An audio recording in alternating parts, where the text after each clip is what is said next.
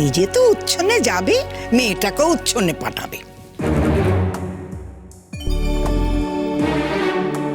এত বছর যখন উচ্ছন্নে যেতে পারেনি, এখন এই বয়সে আর কোথায় উচ্ছন্নে যাব মা? আর তাছাড়া আলাদা করে আমার কাছে রেখে কখনো তো পরীক্ষা নেবার সুযোগ হয়নি। তাই দিঠি আমার কাছে থাকলে উচ্ছন্নে যাবে কি যাবে না সেটা তো আপনি ঠিক বলতে পারেন না। তুমি মেয়ে মানুষ করবে একা একা? তার জল খাবারের জোগাড় করতে পারবে? বড় বড় কথা বলছে। আমরা যা খাবো ও তাই খাবে। তাছাড়া ওর বাবার তো টাকা আছে। ওর বাবা যদি মনে করে তার মেয়ের জন্য সে আলাদা করে জলখাবারের টাকা দেবে, যাই হোক না কেন মেয়ে আমার কাছেই থাকবে। ঠাম্মি, ও মা, ওই তো দিঠি এসে গেছে। হ্যাঁ রে, তোর হাতে ব্যাগ কেন রে? আমি তো এখন ঠিক আছি ঠাম্মি। আমি চলে যাব ঠিক করেছি। তুই কোথায় চলে যাবি? থাকবো বলে তো আমি এখানে আসিনি। দিঠি, তুমি আমাকে জোর করে নিয়ে এসেছো মা, নইলে আমি আসতাম না। দিঠি, তুই কোথায় যাবি বলতো? এটা তোর নিজের বাড়ি, নিজের বাড়ি ছেড়ে তুই কোথায় যাবি মা? হ্যাঁ, আর তাছাড়া ওখানে কে তোর দেখাশোনা করবে দিঠি? তোর জুন আন্টি তো চাকরি করে না। আমাকে দেখাশোনা করার তো কিছু নেই। তুমি বা কি দেখাশোনা করো আমার? রাত্রিবেলা আমার কাছে শো, আমার অস্বস্তিই লাগে। বলেছিলাম না ওর মার কাছে থাকতে অস্বস্তি হয়। ও থেকেছে নাকি কোনোদিন মার কাছে? কি কথা বলছেন মা আপনি? ও কোনোদিনও আমার কাছে থাকেনি। ক্লাস 9 অবধি কিন্তু আমার সাথেই শুতো। ক্লাস 9-এর পরে যখন পড়ার চাপ বাড়লো, ও বললো আমাকে আলাদা ঘর দিতে হবে। ওর আলাদা ঘরের ব্যবস্থা করে দেওয়া হলো। কিন্তু আলাদা ঘর দিলে কি হবে? সেখানেও তো আমাকেই গিয়ে শুতে হতো ওর সাথে। ও রাত জেগে পড়াশোনা করতো, আমি ওর পাশে বসে থাকতাম। কি রে দিঠি, মনে নেই? তখন আমাকে সহ্য করতো কি করে? ছাড়ো না বৌদি। ও দিঠি, বৌদি না তোমার জন্য ওই পাস্তা তৈরি করেছে, তোমার তো খুব প্রিয়। চলো না, খেয়ে নেবে, চলো না। ওসব ব্যাগ ট্যাগ রাখো, ওসব কথা বলতে আছে নাকি? তুমি তো এখনো সুস্থ হওনি। সুস্থ হয়েও তারপর যেও ওখানে। ডিটি, ব্যাগ রাখ, আয় আমার সঙ্গে আয় বলছি। মিঠুদি ব্যাগটা ধর, আয় বস, খেয়ে নিবি। আমি কোনোদিনও তোর উপর জোর খাটাইনি, কিন্তু আজ আমি জোর খাটাবো। তুই এখনো সম্পূর্ণ সুস্থ নোস। আগে সুস্থ হয়ে যা, তারপর যেখানে ইচ্ছে যাস। এখন আমি তোকে কোথাও যেতে দেবো না। থাক মা, আমার সুস্থ হওয়া নিয়ে এত মাথা কামাতে হবে না তোমাকে। আমি যথেষ্ট ভালো আছি, যথেষ্ট সুস্থ আছি। আর এখানে ঘরে বসে থাকলেই তো চলবে না, স্কুলও তো শুরু করতে হবে আমাকে। হ্যাঁ ঠিক আছে, স্কুল শুরু করতে হবে তো শুরু করবে। তোমায় কে বারণ করেছে? তুমি তো বরাবর এখান থেকে স্কুলে যেত। এখান থেকে তোমার স্কুল কাছে হয়, ওখানে গেলে অনেক দূরে হয়ে যাবে স্কুল। হোক, তো আমি ওখানেই কমফোর্টেবল। কি বলছিস তুই দিঠি? যা বলছি ঠিকই বলছি। না না, তুই ঠিক বলছিস না। আরে তোর আমার উপরে কিসের রাগ রে? বল না, বল আমার উপরে কিসের রাগ? সবার সামনে তুই খুলে বল। আমার কোন জিনিসগুলো তোর ভাল লাগে না আমাকে পরিষ্কার করে বল। আমি সেগুলো বদলে ফেলবো, আমি নিজেকে পাল্টে ফেলবো। তুই বল, আমাকে বল দিঠি। তোমাকে নিয়ে না এত ভাবার সময় নেই আমার মা।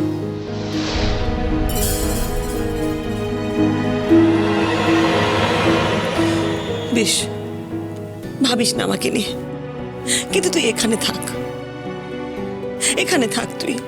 আমি তোকে ছাড়তে পারবো না দিঠি। তুমি ছাড়তে পারবে না বললেই তো হবে না, আমাকে নিতে আসছে এখন।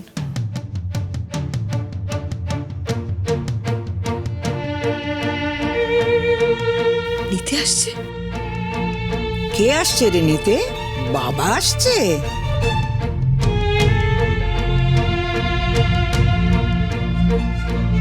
ও, বুঝেছি।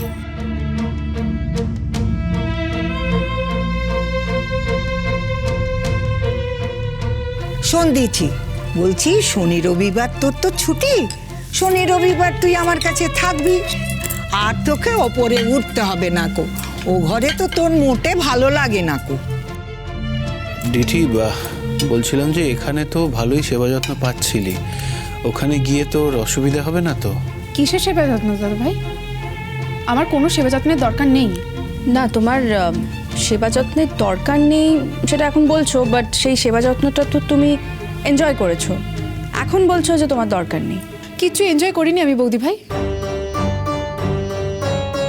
কেউ যদি জোর করে আমার মুখের কাছে সবসময় খাবার গুছতে থাকে তাহলে আমি বিরক্ত হয়েই খেয়েছি এক সময়, বিরক্তির হাত থেকে বাঁচবার জন্য।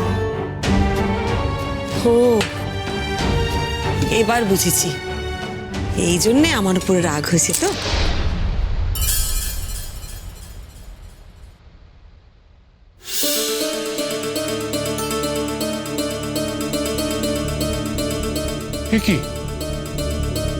এ কি করলে?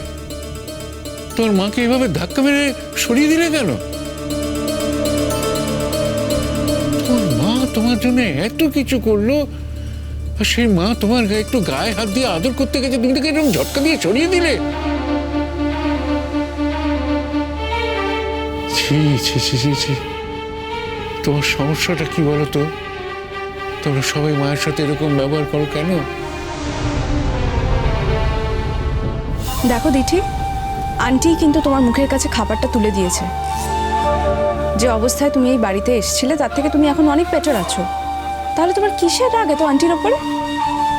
তুমি বুঝবে না। না, আমি বুঝতেই চাইছি দিঠি।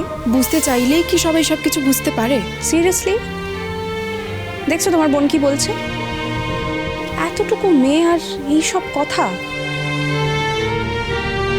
কে বলেছে আমি এইটুকু? দুদিন বাদে ডিগ্রি কোর্স পড়তে যাব, এইটুকুর কি আছে?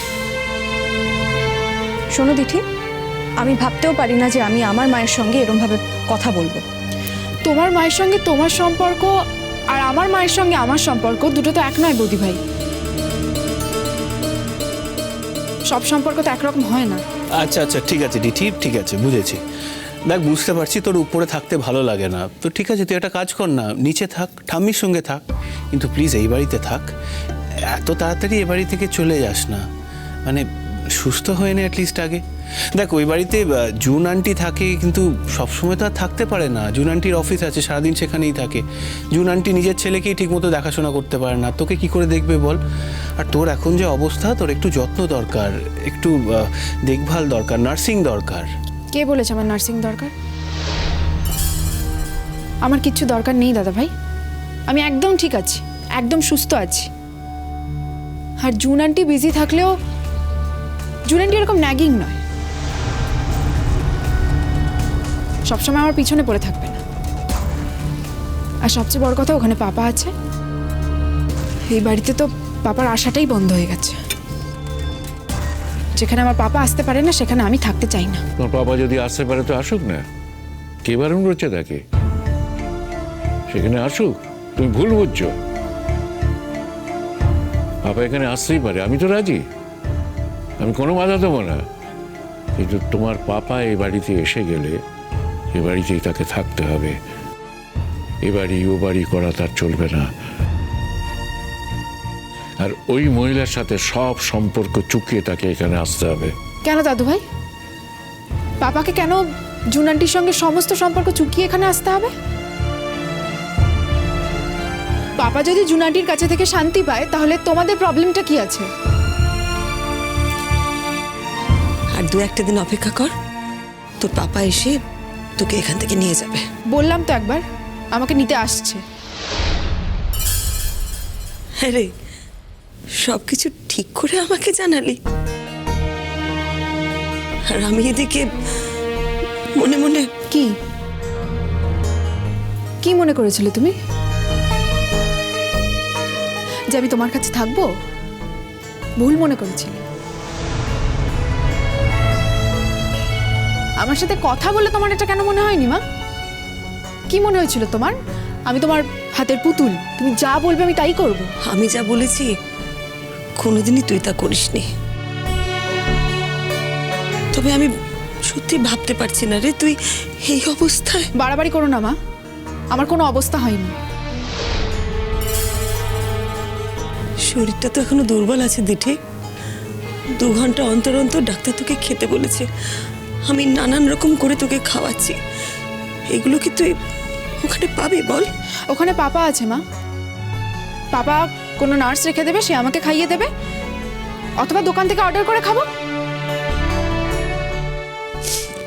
আচ্ছা ঠিক আছে, এখন পাস্তাটা তো খেয়ে নে, ওটা আমি তোর জন্য বানিয়েছি।